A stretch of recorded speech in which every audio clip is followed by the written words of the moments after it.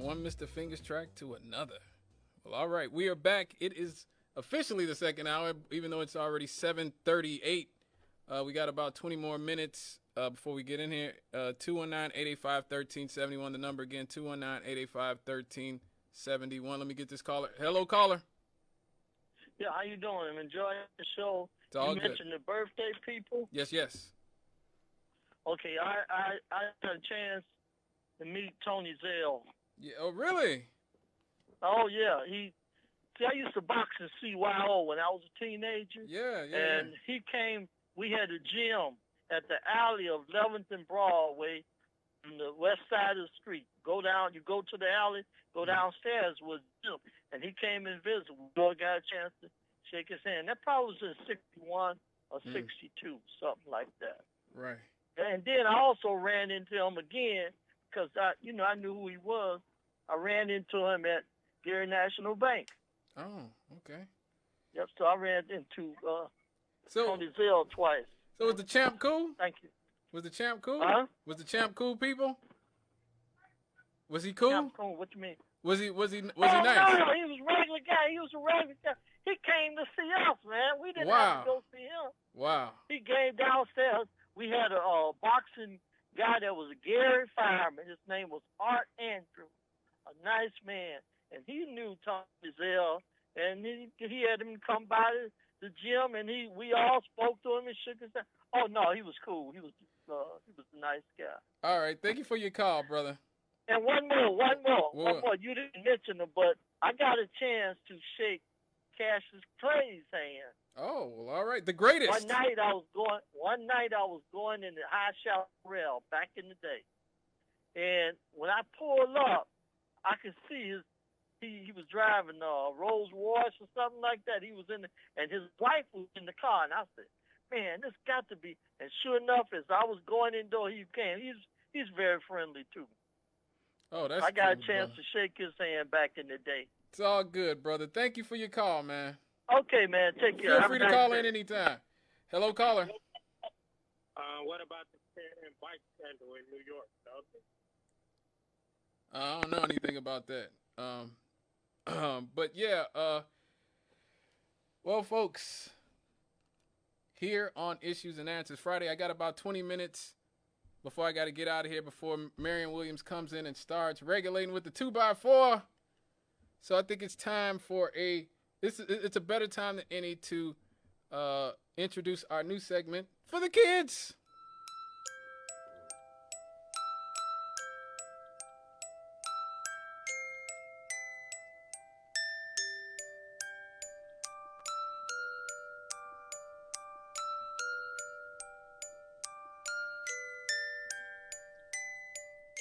Oh, yes, we all love our kids. I don't have any, but I love your kids. And I'm somebody's kid, even as old as I am. Somebody who's not loving the kids right now is the Republican Party.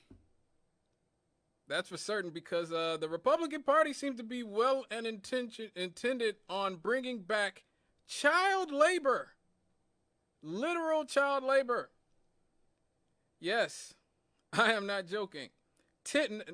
We're seeing all over the country, Republicans like Sarah Huckabee Sanders in Arkansas are repealing laws that were designed to care for children we're going back to the early 20th century, because we used to have children working as chimney sweeps. We used to have children working in coal mines. We used to have all kinds of horrific working conditions for children.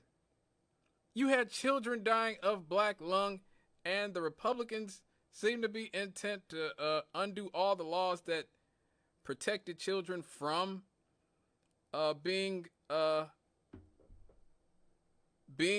victims of all that. So lawmakers in several states are embracing legislation to let children work in more hazardous conditions, longer hours on school nights, and in expanded roles, including serving alcohol in bars and restaurants as young as 14. So you may be at a bar and have like a high school freshman serving you a beer very soon. The effort to significantly roll back labor rules are largely led by Republican lawmakers to address worker shortages and, in some cases, run afoul of federal regulations. Now, we just talked about this a few weeks ago. There is no labor shortage. There is no labor shortage. There is a wage shortage. That's what there is. Not a labor shortage, a wage shortage. American workers in the 1960s, the minimum wage was the equivalent of $24 in today's money. $24.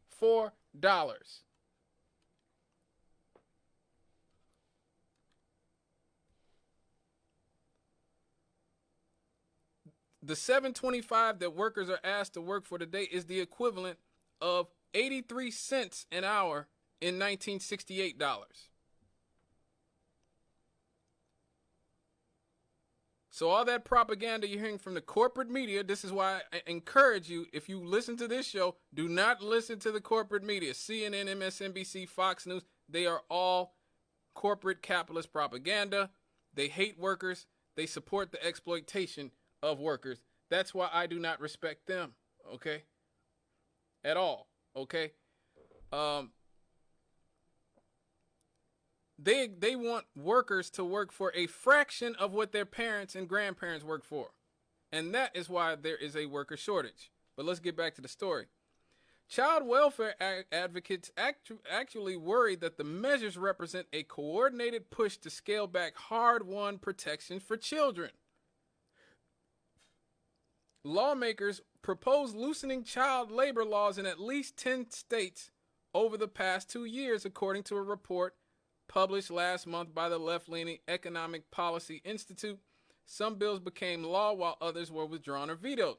Legislators in Wisconsin, Ohio, and Iowa are actively considering relaxing child labor laws to address worker shortages.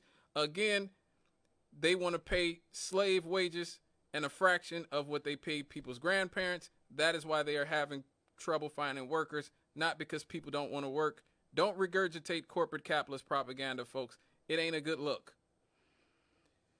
Employers have struggled to fill open positions in a spike of retirements, deaths, and illnesses from COVID-19, decreases in legal immigration, and other factors.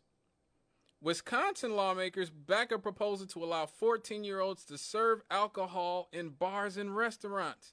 If passed, Wisconsin would have the lowest such limit nationwide, according to the National Institute on Alcohol Abuse and Alcoholism. The Ohio legislature is on track to pass a bill allowing students ages 14 and 15 to work until 9 p.m. during the school year with their parents' permission. That's later than the federal law allows. So a companion measure asked the U.S. Congress to amend its own laws.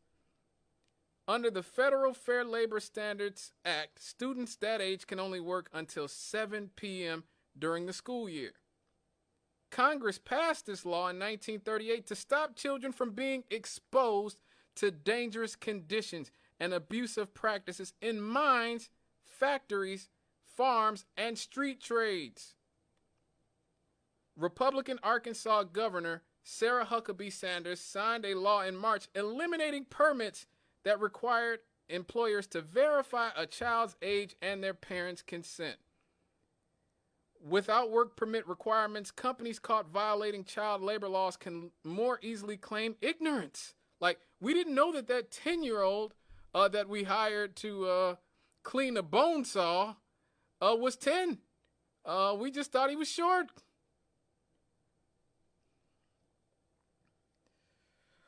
Other measures to loosen child labor laws have been passed into law in New Jersey, New Hampshire, and Iowa. Iowa Republican Governor Kim Reynolds signed a law last year allowing teens 16 and 17 to work unsupervised in child care centers. Do you want a high school freshman watching a house full of kids, a classroom full of kids? I do not. I don't want a high school junior, should I say, being unsupervised in child care centers. The state legislature approved this bill this month to allow teens that age to serve alcohol in restaurants. It will also expand the hours minors can work. Reynolds, who said in April she supports more youth employment, has until June 3rd to veto or sign the measure. Now, the Department of Labor reported in February that child labor violations had increased by nearly 70% since 2018. 70%. The agency is increasing enforcement and asking Congress to allow longer fines. It fined one of the nation's largest meatpacking sanitation contractors $1.5 million in February after investigators found the company illegally employed more than 100 children. They had an entire factory of children, apparently. The child workers cleaned bone saws and other dangerous equipment in meatpacking plants, often using hazardous chemicals. This is insane. This could be in the yikes segment of more than anything. National business lobbyists, Chamber of Commerce, and well-funded conservative groups are backing the state bills to increase teen participation in the workforce. Why are they doing this? Because everything that the corporate capitalists do is to exploit workers. Children do not join labor unions. Children do not know their rights.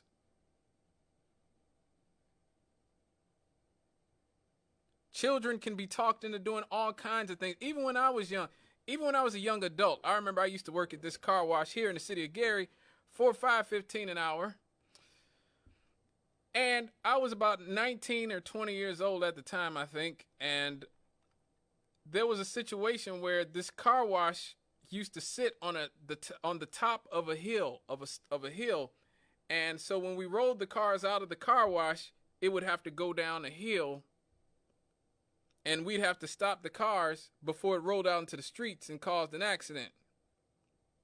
Well, one time somebody accidentally left the keys inside the car, and we had other cars to wash, so we had to push the car off the conveyor belt, push it down a hill towards 12 and 20, which is one of the busiest highways in the city of Gary, and then jump in front of a moving car that's in neutral to stop it from rolling into the streets and being, hit by a truck or a car or something on 12 and 20 on Melton Road. I guess I probably just gave away which car wash I worked in. So anyway, now looking back at it, I'm like, I was such a moron. I was literally jumping in front of a car. Literally jumped in front of a car.